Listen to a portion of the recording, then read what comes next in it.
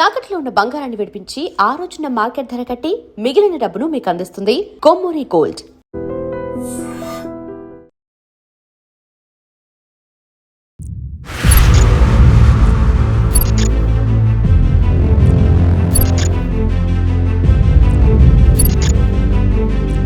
గుజరాత్ అహ్మదాబాద్లో జరిగిన విమాన ప్రమాదం వెనుక కారకులు ఎవరు?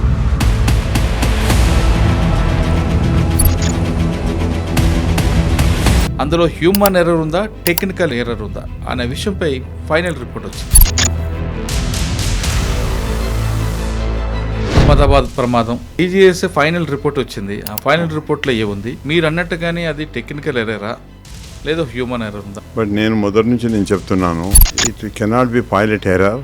ఎందుకంటే no pilot will do anything which can effect the safety. The flight safety is the most important thing. Pilot దాంట్లో కూర్చున్నప్పుడు ఆయనే ఏమైనా కానీ ఎట్లా సేఫ్గా మనం ఫ్లై చేయాలి, ఎట్లా డెస్టినేషన్ మనం సేఫ్గా చేరాలి అదే ఉంటుంది. కానీ వీళ్ళు ఏమన్నారంటే ఎవరో స్విచ్ ఆఫ్ చేసినరో ఇదే అని కొంతమంది అన్నారు.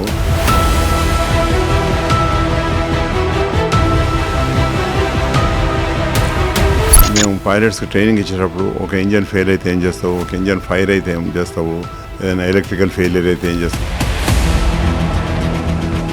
నేను మొదలు కూడా చెప్పినాను, ఆ ఫ్యూయల్ సప్లై పోయింది, దాంతో యాక్సిడెంట్ అయిందని నేను చెప్పినాను. ఫైనల్ రిపోర్ట్ కూడా చెప్తుంది అంటే ఫెడెక్ ఫెయిల్ అయిందని. అది ఫెయిల్ అవ్వడం కారణం ఏమనుకోవచ్చు? ఇప్పుడు వాళ్ళు ఇన్వెస్టిగేషన్ చేసి ఇప్పుడు తెలుసుకున్నది ఏంటంటే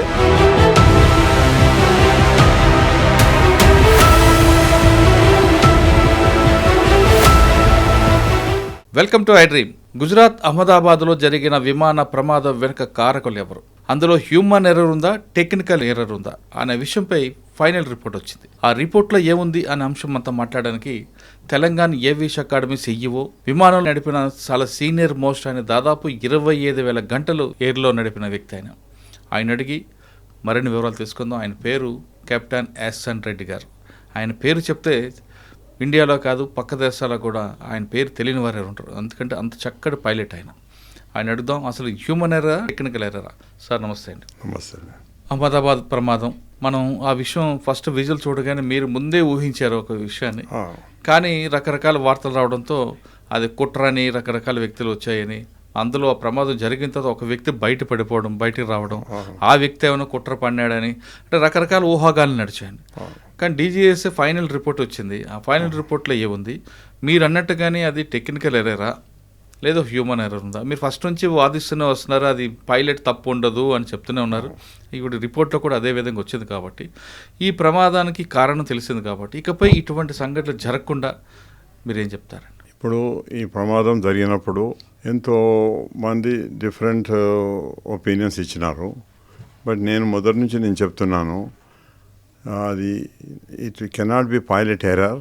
ఎందుకంటే no pilot will do anything which can effect the safety. Because from the beginning we train them. The flight safety is the most important thing. కానీ మీరు అందులో ఫైర్ డిపార్ట్మెంట్ ఫైర్ సేఫ్టీలో పనిచేస్తారు కాబట్టి ఆపరేషన్స్ హెడ్గా ఇది పిక్చర్ అంతా చాలా క్లియర్గా చూశారు, ఆ రిపోర్ట్ అంతా చదివారు. కాబట్టి ఇందులో కరెక్ట్గానే వాళ్ళు ఇచ్చారా లేదు ఇందులో ఏమైనా చేసుకొచ్చారా? లేదు, ఇప్పుడు వచ్చిన రిపోర్ట్ కరెక్ట్గానే వచ్చింది, which I was also expecting. ఎందుకంటే ఇప్పుడు పైలట్ దాంట్లో కూర్చున్నప్పుడు ఆయనే ఏమైనా కానీ ఎట్లా సేఫ్గా మనం ఫ్లై చేయాలి, ఎట్లా డెస్టినేషన్ మనం సేఫ్గా చేరాలి అదే ఉంటుంది. కానీ వీళ్ళు ఏమన్నారంటే ఎవరో స్విచ్ ఆఫ్ చేసినరో ఇదే అని కొంతమంది అన్నారు. కానీ అవన్నీ కాదు. నేను మొదలు ఏం జరిగినా ఆయన ప్రాణం కూడా పోతుంది కదండి. కరెక్ట్, నేను అన్నాను. ఇప్పుడు it is not like doctor making mistake. Doctor mistake చేస్తే పేషెంట్స్ వస్తారు, ఇంజనీర్ ఏదైనా మిస్టేక్ చేస్తే బిల్డింగ్ కొలాప్స్ అవుతుంది. కానీ ఇక్కడ అట్లా కాదు కదా.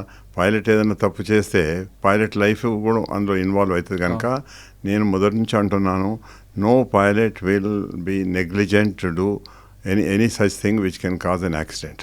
Every pilot will take all the efforts till last moment to see that the safety is important thing and incident accident కాకుండా కావాలని అందరూ పైలట్స్ చూస్తుంటారు అనమాట. సార్ ఈ ప్రమాదం కారణం ఏంటి అనుకోవచ్చు మీ రిపోర్ట్? ఈ ప్రమాదానికి కారణం మొదటి నుంచి నేను చెప్తున్నాను, మేము పైలట్స్కి ట్రైనింగ్ ఇచ్చినప్పుడు కూడా నాకు మోర్ దెన్ 25,000 అవర్స్ ఎక్స్పీరియన్స్ ఉన్నది.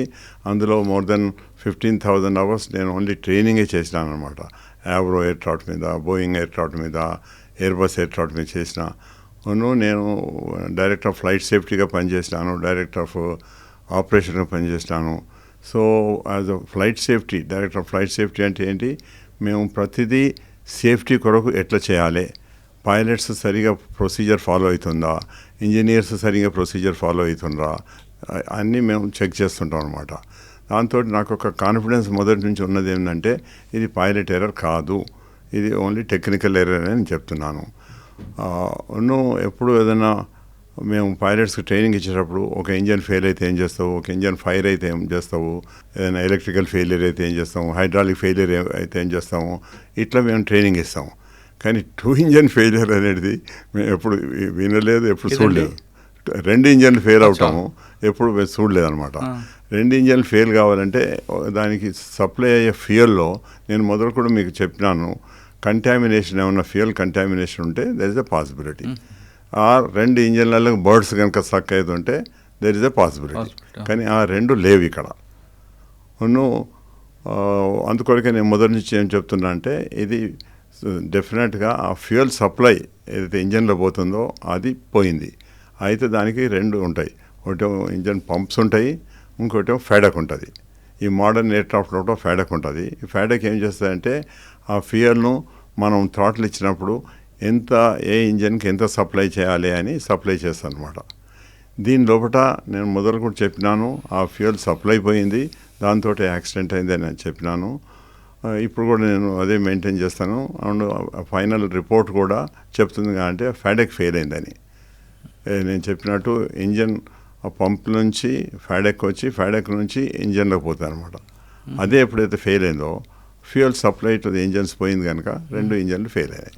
సార్ 2 ఇంజిన్లు అంటే ఒకటి పోతే ఒకటి మీద నడపచ్చు, ఒక టైర్ పోతే ఇంకో టైర్ మార్చొచ్చు అని చెప్తారు. కానీ 2 ఇంజిన్లు ఒకేసారి పోతే మరి ఏం చేయాలి? అదే అంటున్నాను, అది సోర్స్ ఏదైతే ఉందో, ఇప్పుడు 2 ఇంజన్లు నడుస్తాయి, ఫ్యూయల్ తోటే నడుస్తాయి. ఆ ఫ్యూయల్ సప్లై అయిపోయిన తర్వాత ఇంకా 2 ఇంజన్లు ఫెయిల్. 2 ఇంజిన్లకు ఒకే పైప్ ద్వారా వస్తాయండి? ఇటు ట్యాంక్ నుంచి ఒక పైప్ వస్తుంది, ఈ ట్యాంక్ నుంచి ఒక పైప్ వస్తుంది వచ్చి ఇప్పుడు ఈ మోడర్న్ ఎయిర్క్రాఫ్ట్ కూడా ఆ ఫెడక్ అని ఉంటుంది అనమాట. దట్ కంట్రోల్స్ మనం థ్రాటిల్ ఎట్లా ఇస్తామో, మనకి ఎంత అవసరమో అంతే పంపుతారనమాట. అది ఫెయిల్ అయింది. అది ఫెయిల్ అయినందుకు ఫ్యూయల్ సప్లై పోయి స్టార్వేషన్. అంటే అది ఫెయిల్ అవ్వడం కారణం ఏమనుకోవచ్చు? అది ఇప్పుడు వాళ్ళు ఇన్వెస్టిగేషన్ చేసి ఇప్పుడు తెలుసుకున్నారు ఏంటంటే అది ఫెడక్ ఫెయిల్ అయింది అని. ఇన్ ఫ్యూచర్ అది ఫెయిల్ కాకుండా ఏం చేయాలి, దానికి ఏదైనా మళ్ళీ వేరే ఏదైనా చేయాలన్నా, లేకపోతే దాన్ని రెండు సిస్టమ్స్ పెట్టి ఒకటి ఫెయిల్ అయినా ఒకటి పనిచేసేటట్టు చేయాలన్నా, అవన్నీ ఇప్పుడు వాళ్ళు రీసెర్చ్ చేసి నా they will come to the conclusion. అంటే ఫ్యూచర్లో వేరే విషయం, ఫ్లైట్ ఎయిర్కి ముందు ఎయిర్లోకి వెళ్ళే ముందు చెక్ చేస్తారు కదా, అన్ని చెక్ చేశారు. అయితే అప్పుడు ఏమైందంటే కొంతమంది ఏం చెప్పారంటే ఆ స్విచ్ పైలట్స్ ఆఫ్ చేసి ఉండొచ్చు అని, లేకపోతే స్విచ్ వెనకకి పోయి ఉండొచ్చు అని అన్నారు. ముందు ఎప్పుడో చాలా కాలం కింద అట్లా 1-2 ఇన్సిడెంట్స్ అయితే ఇప్పుడు ఆ స్విచ్ అట్లా పోకుండా దానికి సేఫ్టీ గార్డ్ పెట్టినరు. అంటే ఏంది, స్విచ్ మనం ఇట్లా లేపి ఆఫ్ చేస్తేనే ఆఫ్ అవుతుంది, వట్టికి ఇట్లా స్లిప్ కాదనమాట. అంత సేఫ్టీ చేసిన వాళ్ళు. అందుకొరకు వాళ్ళు ఏమన్నారంటే పైలట్ స్విచ్ ఆఫ్ చేసి ఉండొచ్చు అని. అప్పుడు కాక్పిట్ వాయిస్ రికార్డర్లు కూడా కెప్టెన్ అడిగిండు కో పైలట్, నువ్వు స్విచ్ ఆఫ్ చేసినావా అని. అంటే అతను లేస్ అని నేను చేయలేదని, కెప్టెన్ కూడా చేయలేదు. మరి ఎట్లా అయింది? కానీ ఆ స్విచ్ చేసేది ఆపరేట్ చేసేది పైలట్ కో పైలట్ ఇద్దరు ఆపరేట్ చేయవచ్చు. ఇద్దరు ఇట్లా ఉంటాయి, ఇద్దరికి యాక్సెస్ ఉంటుంది. కానీ ఒకటి తర్వాత ఒకటి చేయవచ్చు, 2 ఒకసారి కూడా చేయరాదనమాట. అందుకొరకు నేను మొదటి నుంచి అంటున్నా అంటే అది పైలట్ స్విచ్ ఆఫ్ చేయలేదు, అది స్విచ్ కూడా స్లైడ్ కాలేదు. ఎందుకంటే ఇప్పుడు సేఫ్టీ గార్డ్ పెట్టిన వాళ్ళు, ఆ సేఫ్టీ గార్డ్ పెట్టేందుకు అది స్విచ్ స్లిప్ అయ్యి కూడా పాసిబిలిటీ లేదు. హ్యాంగర్ నుంచి రన్వే మీకు వస్తుంది, అక్కడ చెక్ చేస్తారా? అసలు ప్రొసీజర్ ఎలా ఉంటుంది? ప్రొసీజర్ ఎట్లంటే సార్, ఈ ఎయిర్క్రాఫ్ట్ ఢిల్లీ నుంచి వచ్చింది అహ్మదాబాద్కు. అయితే ఇక్కడ ల్యాండ్ అయిన తర్వాత మళ్ళీ ప్యాసింజర్స్ వస్తారు, దానికి మనం ఫ్యూయల్ ఎంత కావాలో మన డెస్టినేషన్, ఇది ఇప్పుడు ఇక్కడ నుంచి లండన్ పోతుంది, లండన్కి ఎంత ఫ్యూయల్ కావాలి అదన్నీ ఇంజనీర్ చూసుకొని మొదలు అతడు ఫ్యూయల్ కంటామినేషన్ ఏమన్నా చెక్ చేస్తాడు, శాంపుల్ తీసుకొని చెక్ చేస్తాడు. 2 ట్యాంక్స్ ఉంటాయి, దగ్గర 3 ట్యాంక్స్ ఉంటాయి. ప్రతి ట్యాంక్ నుంచి వాడు సప్లై తీసుకొని చెక్ చేస్తారు, నో కంటామినేషన్ అని సర్టిఫై చేస్తారన్నమాట. చేసిన తర్వాతనే ఫ్యూయల్ ట్యాంక్లకు పంపుతారు.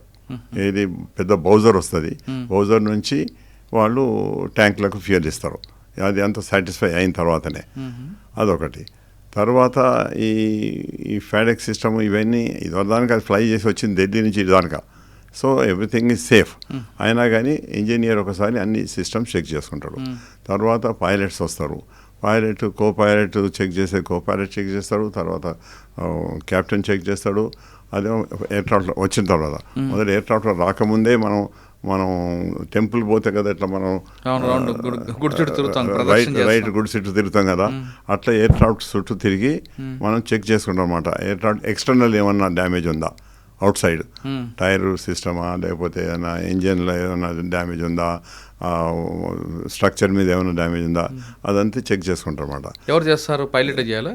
మొదలు కో పైలట్ చేసుకుంటాడు, తర్వాత కెప్టెన్ కూడా వచ్చి చేసుకుంటాడు. ఎవరు చేయట్లేదు కదండి. చేస్తారండి, తప్పనిసరిగా. అది నేను అందుకొరకే నేను డైరెక్టర్ ఉన్నప్పుడు నేను బయట నుంచి చూస్తున్నాను అనమాట. Are they really doing or not సిస్టమేటిక్గా అన్ని వంగి చేసి ప్రతి చెక్ చేస్తున్నారు లేదా అని చూస్తున్నాను. కానీ అది ఇప్పుడున్న పైలట్లు కూడా డైరెక్ట్గా ర్యాంప్ మీదకి వెళ్ళిపోతారు కదండి, లోపలికి వెళ్తారు కదా, కింద లేదు అదే దిగినప్పుడు వెళ్ళిపోతారు బయటికి. కానీ ఫ్లైట్కి వచ్చినప్పుడు మాత్రము కో పైలట్ మొదలు అంతా ఎయిర్ క్రాఫ్ట్ చుట్టూ చూసి చెక్ చేసుకుంటాడు. తర్వాత కెప్టెన్ వచ్చి కెప్టెన్ కూడా చెక్ చేసుకుంటాడు. నాకు ఒక ఎక్స్పీరియన్స్ ఏముందంటే, ఇట్లనే నా కో పైలట్ వచ్చి చెక్ చేసుకున్నాడు. అతడు యాక్చువల్ కో పైలట్ కాదు, అతను కెప్టెన్ అనమాట. అతనిది నేను అతను చెక్ చేస్తుంటే, వీళ్ళకి 6 నెలలకు ఒకసారి మేము చెక్ చేస్తాం అనమాట. అయితే అతడు వచ్చి చెక్ చేసుకున్న తర్వాత నేను కూడా వచ్చి చెక్ చేసుకున్నాను. చెక్ చేసుకుంటే ఒక దగ్గర చిన్న ఇంత హోల్ ఉంది, ఆయన చూసుకోలేదు, నేను చూసుకున్నాను. చూసుకున్న తర్వాత వచ్చి కాక్పిట్లో కూర్చున్నాను. అంత చెక్ చేసినా అంటే చెక్ చేసినా సార్, అంత మంచిగా ఉంది సార్. ఇంజనీర్ని పిలిచిన, నువ్వు చెక్ చేసినా అంత మంచిగా ఉంది అని ఆయన ఇంజనీర్ సర్టిఫై చేసినట్టు కో పైలట్ కూడా అంటుండు, సార్ నేను చెక్ చేసుకున్నా అని.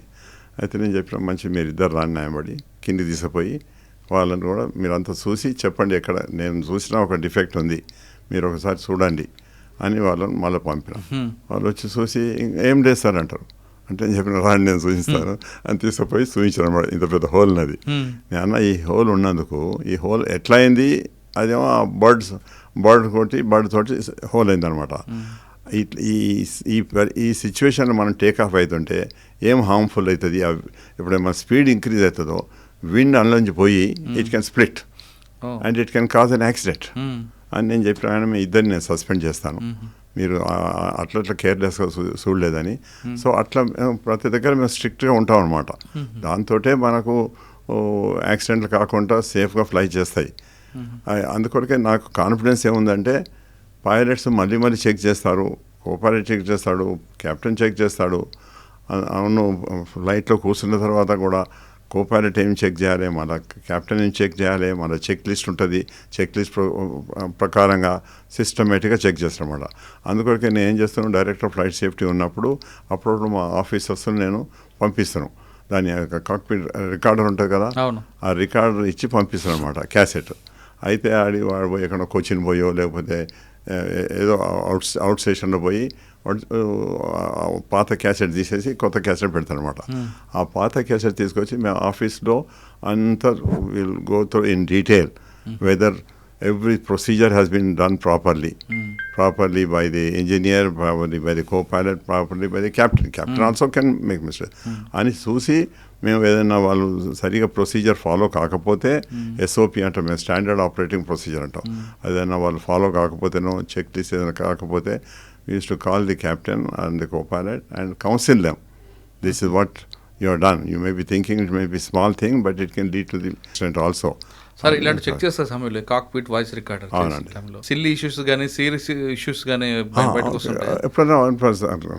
అంటే కొంతమంది చేసుకోవడం, అదే నేను చెప్తాను. అప్రోచ్ మనం అవుతుంటే ఏ రోజు స్ట్రెస్ వచ్చింది అనుకోండి, ఆమె ఏదైనా రిపోర్ట్ ఇచ్చింది అనుకోండి, వాళ్ళు మేము సీట్ బెల్ట్ పెట్టిన తర్వాత వచ్చి అందరు సీట్ బెల్ట్ పెట్టుకున్నారని రిపోర్ట్ చేసిపోవాలి, అంతే. ఇక దాని తర్వాత మళ్ళీ ఎవరు రావద్దు కాకుండా జల్లి అట్లా ఎవరైనా వచ్చి ఏదైనా మాట్లాడితే అది కూడా అని ఉంటుంది. సో మేము పిలుస్తాం అనమాట, పిలిచి is it a procedure, this is not the procedure, why did she come, what for she has come. అంటే లోపల ఏదైనా ఎమర్జెన్సీ ఉంటే she can come and report. అవును. కానీ వట్టిగానే వచ్చిందంటే మాత్రం వీ విల్ నాట్ యాక్సెప్ట్. కానీ మధ్య మధ్యలో అప్పుడు వెళ్ళడం రావడం వస్తుంటారు కదండి. నో అప్పుడు పోవచ్చునండి. ఎప్పుడైతే ఫ్లైట్ సేఫ్ ఉంటుందో, ఎప్పుడైతే సీట్ బెల్ట్ ఆఫ్ ఉంటుందో అప్పుడు రావచ్చు. కానీ వాళ్ళు ఎప్పుడైతే మేము సీట్ బెల్ట్ పెట్టి డిసెంట్ అవుతున్నాము, అప్రోచ్ టు ల్యాండ్ అవుతున్నాము, అప్పుడు మాత్రం రావద్దు, డిస్టర్బ్ చేయొద్దు అనమాట. నాకు ఒక సిచ్యువేషన్ నేను చెప్తాను. నేను Avro flight I was operating from Vijayawada to Hyderabad, evening flight. About 6 o'clock 6:30 take off అయినాం. హైదరాబాద్కు 7:30 8 చేరాలి. అయితే ఆ ఫ్లైట్లో నాకు రైట్ ఇంజన్ ఫైర్ వచ్చింది. అది చెప్పారా? ఫైర్ వస్తే నేను ఇమీడియట్గా దాన్ని చెక్ లిస్ట్ ఫాలో అయ్యి చేసేసి కంట్రోల్ చేసినాను అనమాట. ఏరోస్ ఉరికొచ్చింది లోపలికి. ఉరికొచ్చి చెప్తుంది, సార్ ఫైర్ వచ్చింది. రైట్, ఇంకా నైట్ కనుక ఆ ఫైర్ అందరు కనపడదు కదా, ప్యాసింజర్స్ కూడా ఎజిటేటెడ్ ఆ ఫైర్ చూసి పానిక్ అవుతారు. అయితే పాప ఈమె వచ్చి నాతో చెప్తే అని నేను ఇట్లా చేయించి నా చెక్ లిస్ట్ అంతా నేను చేసుకున్నా, కంట్రోల్ చేసినాను. చేసిన తర్వాత ఇప్పుడు పోయి చూడు, ఇప్పుడు ఫైర్ ఉందా చూడు అంటే, లేదు sir, that is where we have done it. With in few seconds we have to take certain action by which first engine of చేయాలి, తర్వాత మాకు దానికి పోయే సిస్టమ్స్ అన్నీ ఆఫ్ చేయాలి, ఫ్యూయల్ సిస్టమ్ ఇది అన్నీ ఆఫ్ చేయాలి. తర్వాత దానికి ఫైర్ ఎక్స్టింగ్విషర్ ఉంటుంది మాకు, ఫైర్ ఎక్స్టింగ్విషర్ ఆ ఇంజన్లో కొట్టేస్తే అప్పుడు ఫైర్ కంట్రోల్ అవుతుంది. అది కనుక ఒక ఫైర్ ఎక్స్టింగ్విషర్ కాకపోతే ఇంకోటి మాకు క్రాస్ ఫీడ్ ఉంటుంది, ఇంకో ఫైర్ ఎక్స్టింగ్విషర్ కూడా మేము ఆపరేట్ చేయవచ్చు అనమాట. సార్ ఇదంతా కూడా పాసెంజర్స్ దీంట్లో ఉంటుందా, లేదా ప్రైవేట్ జెట్స్లో కూడా చూస్తుంటారా? నో ప్రైవేట్ జెట్లో అయినా ప్యాసింజర్ ఫ్లైట్లో అయినా కానీ pilot duties, engine operation, air craft operation అంత సేమ్. ఒకటేంటంటే ఇక్కడనేమో మనకు రెస్పాన్సిబిలిటీ ఎక్కువ, 200-300 ప్యాసింజర్స్ ఎక్కువ రెస్పాన్సిబిలిటీ. సో ఎక్కువ సీరియస్నెస్ ఉంటుంది. We keep watching like this. నేను అన్నట్టు ఇప్పుడు వాళ్ళ కాక్పిట్ వాయిస్ రికార్డర్ అప్పుడప్పుడు మేము తీసుకొని చెక్ చేస్తాము, ఇవన్నీ చేస్తాము. అవి ప్రైవేట్ దాంట్లో ఎక్కువ ఉండకపోవచ్చు. ఏది చిన్న ప్యాసింజర్స్ 5-6 ప్యాసింజర్స్ తీసుకొని ఏవైతే ఎగ్జిక్యూటివ్ జెట్స్ అంటారో దాంట్లో అంత ఎక్కువ డీటెయిల్గా ఉండకపోవచ్చు. కానీ ఇది అవసరం ఉంటే వెళ్ళాలని మీరు అంటున్నారు. కానీ కొన్ని ఫ్లైట్లో చూస్తుంటే ఎయిర్ హోస్టల్ లోపలికి వెళ్ళి వాటర్ ఇవ్వడం, లేదా బిస్కెట్ స్నాక్స్ ఇవ్వడం, ఏదో మాట్లాడడం వస్తుంటుంది. అలా చేయొచ్చా? అది చేయవచ్చునండి. అవన్నీ మనము సీట్ బెల్ట్ ఆఫ్ ఉన్నప్పుడు చేయవచ్చు. సీట్ బెల్ట్ ఆన్ చేసినాం అంటే అప్పుడు మాత్రం వాళ్ళు లోపలికి పోయి అంతే అందరు ప్యాసింజర్స్ సీట్ బెల్ట్ ఆన్ చేసుకున్నారని చెక్ చేసుకొని రిపోర్ట్ చేయాలి, అంతే. సరే, ఇప్పుడు మన అహ్మదాబాద్ ఫ్లైట్ ఢిల్లీ నుంచి వచ్చింది, ఆల్రెడీ పర్ఫెక్ట్ ఉంది కాబట్టి బయలుదేరింది. ఎంతసేపటికి వాళ్ళు హైడ్రాలిక్ ఫెయిల్ అయిందని తెలుసుకుంటూ అంటే మీ ఊహల్లో మీ అంచనా ప్రకారం? ఇప్పుడు వాళ్ళు అన్ని ఇంజనీర్ చెక్ చేసిండ్రు, పైలట్ చెక్ చేసిండ్రు, ఎయిర్ క్రాఫ్ట్ యాక్సెప్ట్ చేసిండ్రు, ఎయిర్ క్రాఫ్ట్ డోర్స్ క్లోజ్ అయిపోయినాయి. తర్వాత pilot takes permission from the ATC to start the engines. తర్వాత ట్యాక్సింగ్ కొరకు పర్మిషన్ తీసుకుంటాడు, తర్వాత రన్వే ఎంటర్ అవ్వడం కొరకు తీసుకుంటాడు, రన్వే ఎంటర్ అయిన తర్వాత టేక్ ఆఫ్ కొరకు పర్మిషన్ తీసుకుంటాడు, ఇవన్నీ చేస్తాడు. ఇవన్నీ కరెక్ట్గా జరిగినాయి. ఇతడు టేక్ ఆఫ్ చేసినప్పుడు మొత్తం ఫుల్ పవర్ ఇవ్వాల్సి వస్తుంది. ఫుల్ పవర్ ఇచ్చి టేక్ ఆఫ్ అయ్యాడు. ఆ టేక్ ఆఫ్ అయినాక ఆ ఫ్యూ మినిట్స్లో అది ఫెయిల్ అయిందనమాట. ఫెయిల్ అయ్యి సపరేట్ 2 ఇంజన్స్ పోయినాయి. హైట్ ఉండేది ఉంటేనేమో వాళ్ళకు టైం ఉంటుంది. Suppose they're flying at 30,000 feet 35,000 feetలో ఫ్లై చేస్తుంటే వాళ్ళకు టైం ఉంటుంది, అన్ని చెక్ చేసుకోవచ్చు, మళ్ళీ ఏదైనా చేసుకోవచ్చు. కానీ ఇక్కడ వాళ్ళకు ఆ టైం కూడా లేదనమాట. జస్ట్ ఫ్యూ సెకండ్స్ లోపలనే ఇది అయింది కనుక అది the pilot could not do anything at all. మీకున్న అనుభవం ప్రకారం ఎందుకు ఫెయిల్ అయ్యి ఉండొచ్చు? అది ఇక సమ్ టెక్నికల్ అనొచ్చు, టెక్నికల్ ప్రాబ్లమే. అది ఇన్వెస్టిగేటింగ్ వాళ్ళు చెక్ చేయాలి, ఇంజనీరింగ్ ఎక్స్పర్ట్స్ వాళ్ళు చెక్ చేయాలి. ఇకపై జరగకుండా ఉండాలంటే దాన్ని రెండుగా డివైడ్ చేయాలి. అదే ఇప్పుడు ఏమవుతుందంటే ఇప్పుడు మ్యానుఫ్యాక్చర్ వాళ్ళు దీనికి సీరియస్ వాళ్ళకి రీసెర్చ్ ఫెసిలిటీస్ ఉంటాయి. రీసెర్చ్లో చూసి తెలుసుకోవాలి అంటే ఎందుకు ఫెయిల్ అయింది, ఇన్ ఫ్యూచర్ అట్లా కాకుండా ఏం చేయాలి, అదొకటి. ఇంకొకటి ఏమో ఇన్ ఫ్యూచర్ ఇట్లా కాకుండా మళ్ళీ రెడెంటెంట్ అంటే ఇంకోటి ఎక్స్ట్రా సిస్టమ్ పెట్టాలన్నా, ఒకటి ఫెయిల్ అయితే ఒకటి ఉండేటట్టు. ఇవన్నీ ఇప్పుడు వాళ్ళు ఆలోచించి రీసెర్చ్ ప్రకారంగా, రూల్స్ ప్రకారంగా, DGC రెగ్యులేషన్ ప్రకారంగా, అంటే ఇవన్నీ ఎయిర్ క్రాఫ్ట్ మ్యానుఫ్యాక్చర్ అయ్యేటి ఇవన్నీ అమెరికాలో అవుతాయి. సో అక్కడ అమెరికన్లో కూడా మన దగ్గర డైరెక్టర్ జనరల్ సివిలేషన్ ఉన్నట్టు అక్కడ కూడా FAA అంటారు ఉన్నారన్నమాట. వాళ్ళ ఆఫీసర్స్ కూడా చెక్ చేసుకుంటుంటారు. ఈ మ్యానుఫ్యాక్చరింగ్ అప్పుడు మాత్రం ప్రతి సిస్టమ్ వాళ్ళు కూడా చెక్ చేస్తుంటారు. చెక్ చేసి వాళ్ళు సర్టిఫై చేసినాకనే aircraft is fit for a test flight. కానీ ఇక్కడ కాన్స్పరసీ ఏం కనపట్లేదా మీకు? లేదండి, technical error. Technical error. Okay, మీరు ఇప్పుడు తెలంగాణ ఏవియేషన్ అకాడమీ CEO, మీకున్న ఎక్స్పీరియన్స్ దాదాపు నాకు తెలిసి ఎవరు లేదు. ఇప్పుడు మీ దగ్గర ఉన్న క్యాండిడేట్స్కి వస్తున్నారు, జాయిన్ అవుతున్నారు తెలంగాణ ఏవియేషన్ అకాడమీ. అవునండి. అందులో వాళ్ళకి ఇటువంటి ఎర్రర్స్, ఇటువంటి ఇష్యూస్ ఏం జరుగుతుంది, ఏం చెయ్యొచ్చు, ఇవన్నీ నేర్పుతున్నారా? ఇప్పుడు ఈ స్టేజ్లో వాళ్ళకు అంత డీటెయిల్ మేము చెప్పాం. ఈ స్టేజ్లో వాళ్ళకు ఒక 6 పరీక్షలు ఉంటాయి, DGCA పరీక్షలు ఉంటాయి. రూల్స్ విషయాన, మెటీరియాలజీ విషయాన, టెక్నికల్ విషయాన, నావిగేషన్ విషయాన, ఇవన్నీ ఉంటాయి అన్నమాట. ఆ పరీక్షలు వాళ్ళు పాస్ కావాలి. వాళ్ళు పాస్ అయిన తర్వాత వాళ్ళు ఫ్లయింగ్ ట్రైనింగ్ మొదలవుతుంది. మా దగ్గర సిమ్యులేటర్స్ కూడా ఉన్నాయి. సిమ్యులేటర్స్ మీద కూడా వాళ్ళకి ట్రైనింగ్ ఇస్తాం. ఇన్స్ట్రుమెంట్ ఫ్లయింగ్ నేర్పుతాం అన్నమాట. తర్వాత వాళ్ళు ఫ్లయింగ్ స్టార్ట్ చేస్తారు. ఆ బిగినింగ్ స్టేజ్లో వాళ్ళకి ఇంత డీటెయిల్ చెప్పే అవసరం కూడా లేదు. అది ఎప్పుడంటే వాళ్ళు ఎయిర్లైన్లో జాయిన్ అవుతారు. ఎయిర్లైన్లో జాయిన్ అయినాక ఆ ఎయిర్క్రాఫ్ట్ ఏవైతే ఎయిర్క్రాఫ్ట్ వీళ్ళు ఫ్లై చేయబోతుండ్రో, బోయింగే కావచ్చు, ఎయిర్బసే కావచ్చు, ఇంకేదైనా ఎయిర్క్రాఫ్ట్ కావచ్చు, దాని మీద దాని సిస్టమ్స్ విషయాన, దాని ఇంజిన్ విషయాన, ఆ ఎయిర్క్రాఫ్ట్ విషయాన అప్పుడు అక్కడ ట్రైనింగ్ అవుతుంది. డీటెయిల్ ట్రైనింగ్ అవుతుంది అనమాట. అదొక 2-3 months ట్రైనింగ్ అవుతుంది. తర్వాత ఆ యొక్క ఎయిర్క్రాఫ్ట్ పెర్ఫార్మెన్స్ ఏమిటి అన్ని మొత్తం డీటెయిల్గా ట్రైనింగ్ అవుతుంది. మళ్ళీ పాస్ కావాలి వాళ్ళ ఎగ్జామ్. పాస్ అయిన తర్వాత టెక్నికల్ పాస్ కావాలి, పర్ఫార్మెన్స్ పాస్ కావాలి.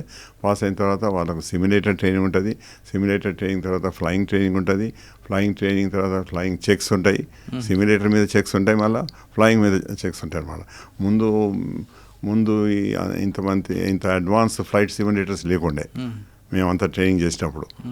ఇప్పుడు అడ్వాన్స్ సిమ్యులేటర్స్ వచ్చినాయి కనుక everything we can train them on simulator. Sir, మీరు మీ దగ్గరకు వచ్చి స్టూడెంట్ని వానికి మంచి పర్ఫార్మెన్స్ చూపించాలో, ప్రొఫెషనల్గా ఉండాలని మీరు తయారు చేస్తారు. అవునండి. ఈ ప్రొఫెషనల్గా చేయాలి దీంట్లో కొన్ని స్టూడెంట్స్ని ఇబ్బందులు వస్తుంటాయి. అంటే వాళ్ళకి మీ వర్క్ స్టైల్ నచ్చపోవచ్చు, హెవీ వర్క్ చేయించకుండా ఏదో హై బై లాగా చేయాలని. కానీ ప్రొఫెషనల్గా చేయాలని మీరు కొంచెం హార్డ్గానే, హార్ష్గానే ఉంటారు. అటువంటి టైంలో, అటువంటి ఇష్యూస్లో స్టూడెంట్స్ కొంతమంది ఆ ఫ్యాకల్టీ మీద ఏదో రకంగా బుర్ర జల్లుతారు, చేస్తారు. అటువంటి ఇష్యూస్ వచ్చినప్పుడు ఎలా షార్ట్ అవుట్ చేస్తారండి? అటువంటి ఈ మధ్యన కొంచెం ఎక్కువ అవుతున్నాయి. ఎక్కువ అంటే మా నార్మల్ స్టూడెంట్స్తో తక్కువ. నేను అంటుంది మీ ఒక్క అకాడమీ ఎక్కడ, చాలా దగ్గర ఎక్కడైనా కానీ ఇది కావచ్చు. ఎందుకంటే మా ఇన్స్ట్రక్టర్ వాళ్ళకి ట్రైనింగ్ ఇస్తాడు, హోంవర్క్ ఇస్తారు. హోంవర్క్ ఇచ్చిన తర్వాత హోంవర్క్ చేయకపోతే కొంచెం గట్టిగా మాట్లాడవలసి వస్తుంది. గట్టిగా మాట్లాడే వరకు ఎస్పెషలీ ఈ గర్ల్స్ స్టూడెంట్స్ అయితే ఎవరు ఉంటారో వాళ్ళకి అట్రాసిటీ పవర్ ఉంది కనుక వాళ్ళు ఇన్స్ట్రక్టర్స్ మీద కంప్లైంట్ చేస్తుంటారు, లేకపోతే మేనేజ్మెంట్ మీద. వాళ్ళు ఇన్స్ట్రక్టర్ మీద కంప్లైంట్ చేస్తే మేము ఇన్స్ట్రక్టర్ పిలిచి అడిగితే వాళ్ళంటారు, లేదు సార్ నేను ఓన్లీ హోంవర్క్ చేయలేదన్నాను, అది పెర్ఫార్మెన్స్ లేదు, ట్రైనింగ్ సరిగా లేదు అని అట్లా మీద నేను అన్నాను, కానీ నేను ఇంకా పర్సనల్గా ఏం అనలేదు అని వాడు ఏడుస్తాడు. కానీ వీళ్ళు చేసే వరకు దాని 1-2 కేసులు అయితే మా దగ్గరనే. దానికి పోలీస్ ఇన్వెస్టిగేషన్ చేసి వీళ్ళు పోలీసు దగ్గర పోవాల్సి వస్తుంది. వాళ్ళు నువ్వు ఇట్లా మాట్లాడినావా, అట్లా మాట్లాడినావా, నువ్వు ఏమన్నా చెడ్డ మాట్లాడినావా, క్యాస్ట్ విషయం ఏమైనా మాట్లాడినావా అని ఇదంతా డీటెయిల్ ఇన్వెస్టిగేషన్ అవుతుంది. మా దగ్గర 2-2 అట్లా కంప్లైంట్ చేసినారు. వాళ్ళకేమో they were not fit to go solo. ఆ సోలో పంపాలంటే చాలా రెస్పాన్సిబిలిటీ ఇన్స్ట్రక్టర్ ఇచ్చేది ఉంటే ఏదో దానిక ఇన్స్ట్రక్టర్ బట్టి వాళ్ళు 15-20 గంటలు 30 గంటలు చేస్తారు. దాని తర్వాత వాళ్ళు సోలో పోవాలంటే ఎవ్రీథింగ్ ఆన్ దేర్ ఓన్. ఆ దేర్ ఓన్ పోయినప్పుడు ఈ ఇన్స్ట్రక్టర్ రెస్పాన్సిబిలిటీ ఏంటంటే ఆ pilot whether lady or boy performance మంచిగా చేసి సేఫ్గా వస్తారా అన్నది వాళ్ళ రెస్పాన్సిబిలిటీ.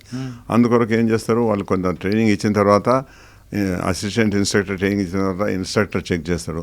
ఇన్స్ట్రక్టర్ చేసిన తర్వాత ఫ్లయింగ్ ఇన్స్ట్రక్టర్, తర్వాత మళ్ళీ చీఫ్ ఫ్లయింగ్ ఇన్స్ట్రక్టర్ చెక్ చేస్తాడు. ఇవన్నీ ఆ ప్రాసెస్ చేసిన తర్వాతనే వాళ్ళు సోలో పంపుతారు.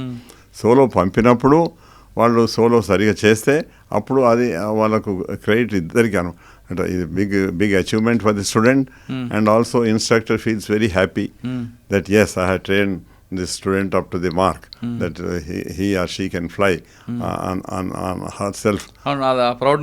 ప్రౌడ్నెస్ ఉంటుంది. ఇప్పుడు నాకు ఒకటి నేను వాళ్ళకి ఛాలెంజ్ ఇచ్చి చెప్తానమాట, నా యొక్క స్టూడెంట్ని ఇంతమంది 1000 మందిని ట్రైనింగ్ చేసినాను, ఒక్కరు కూడా ఇదివరకు ఫెయిల్ కాలేదు. ఆ యొక్క కాన్ఫిడెన్స్ నాకున్నది. అట్లనే ఆ డీజీసీ వాళ్ళు ఎవరైతే ఇన్స్పెక్టర్స్ ఉంటారో వాళ్ళు వచ్చి చెక్ చేస్తారు వాళ్ళు కూడా కాన్ఫిడెన్స్ ఏముందంటే కెప్టెన్ రెడ్డి ట్రైనింగ్ ఇచ్చాడంటే it must be very good, reputation carry అవుతుంది కదండి. అవునండి. అది అందుకొరకే అట్లాంటి వాళ్ళనే వాళ్ళు ఇన్స్ట్రక్టర్ చేస్తారు, ఎగ్జామినర్ చేస్తారు. అందుకే నన్ను వాళ్ళు 3 ఎయిర్క్రాఫ్ట్స్ మీద ఎగ్జామినర్ అండి, ఇది హిస్టరీలో ఇది ఫస్ట్ టైం ఏవియేషన్ హిస్టరీ లోపల 3 ఎయిర్క్రాఫ్ట్స్ మీద ఎగ్జామినర్ చేస్తాను. నాకు యావ్రో మీద, బోయింగ్ మీద, ఎయిర్ బస్ మీద ఎగ్జామినర్ చేసిందంటే ఇది మన యొక్క ప్రొఫిషియన్సీ, మనం చేసిన రిజల్ట్స్ బట్టి ఇంతమంది ట్రైనింగ్ ఇస్తే ఎవరు కూడా ఫెయిల్ కాలేదు, ఎవరికి కూడా ఒక ఇన్సిడెంట్ కాలేదు, యాక్సిడెంట్ కాలేదు.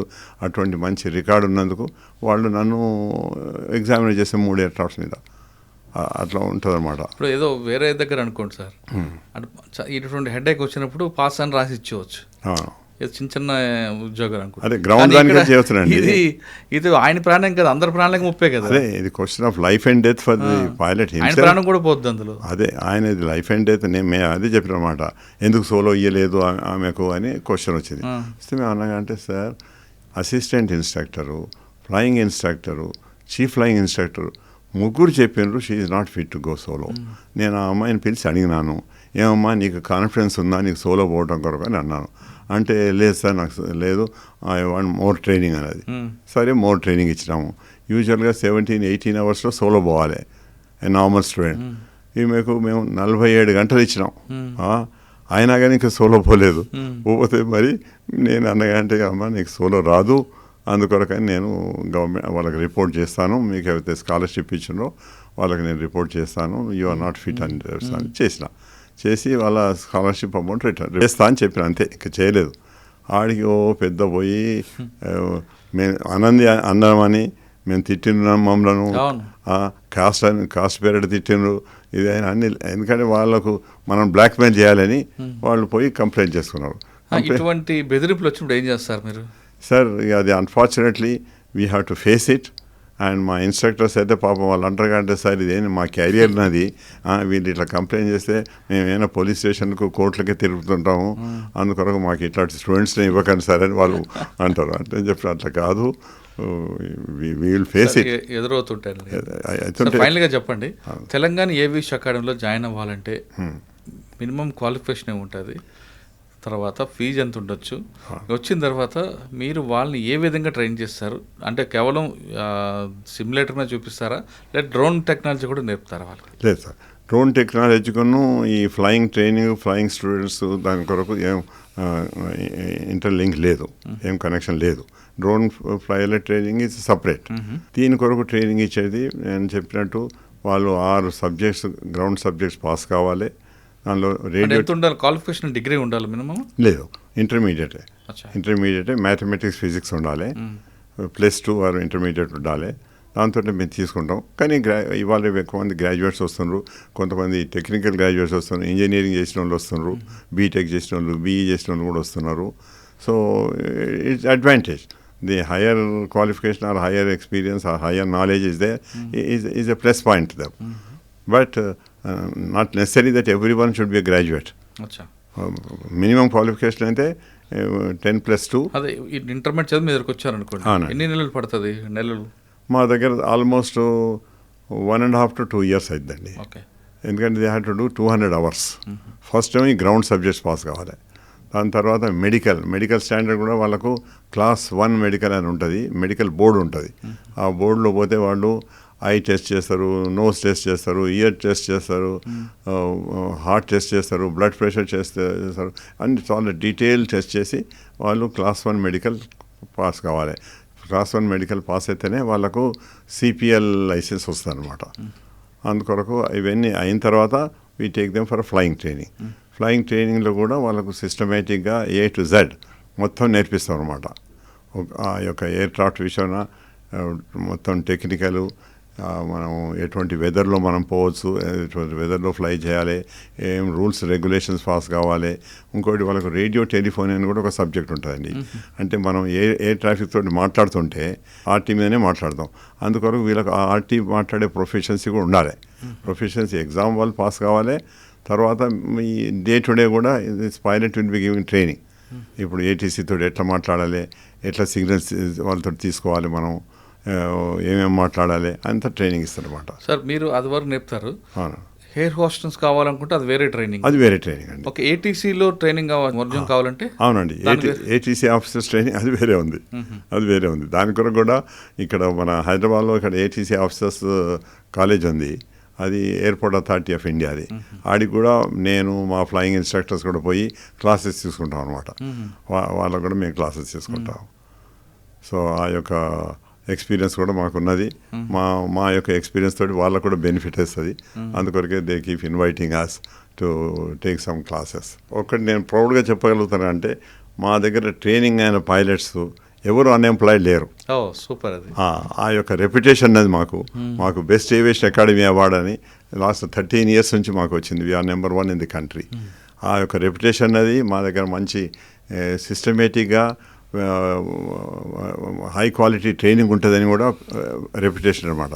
దాంతో వీళ్ళు పైలట్స్ కానివ్వండి, మా ఇంజనీరింగ్ స్టూడెంట్సే కానీ ఎక్కడికి సెలెక్షన్ పోతే వాళ్ళని అడుగుతారు, మీరు ఎక్కడి నుంచి వచ్చిందంటే తెలంగాణ స్టేట్ ఏవియేషన్ అకాడమీ నుంచి వచ్చినామంటే వాళ్ళకు కూడా కొంత కాన్ఫిడెన్స్ అంటే వీళ్ళు ట్రైనింగ్ మంచిగా అయింది, సిస్టమేటిక్గా అయింది, మెథాడికల్గా అయింది, quality of training is very good వీళ్ళ దగ్గర అన్న ఆ యొక్క రెప్యుటేషన్ తోడు కూడా వాళ్ళు సెలెక్ట్ అవుతారు. ఇప్పుడు మా దగ్గర ఇంజనీరింగ్ ట్రైనింగ్ ఉంది, air traffic maintenance engineering training. Abu Dhabi నుంచి వచ్చిండండి, వచ్చి మా దగ్గర 12 మందిని సెలెక్ట్ చేసిండ్రు.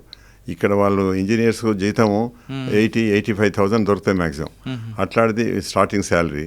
అక్కడ వాళ్ళు 3 lakhs ఇస్తున్నారు, 3 lakhs ఇస్తున్నారు. వచ్చిపోయే ఎయిర్ ప్యాసేజెస్ ఇస్తున్నారు, వాళ్ళ యొక్క ఫ్యామిలీ కొరకు కూడా air tickets, free air tickets ఇస్తున్నారు.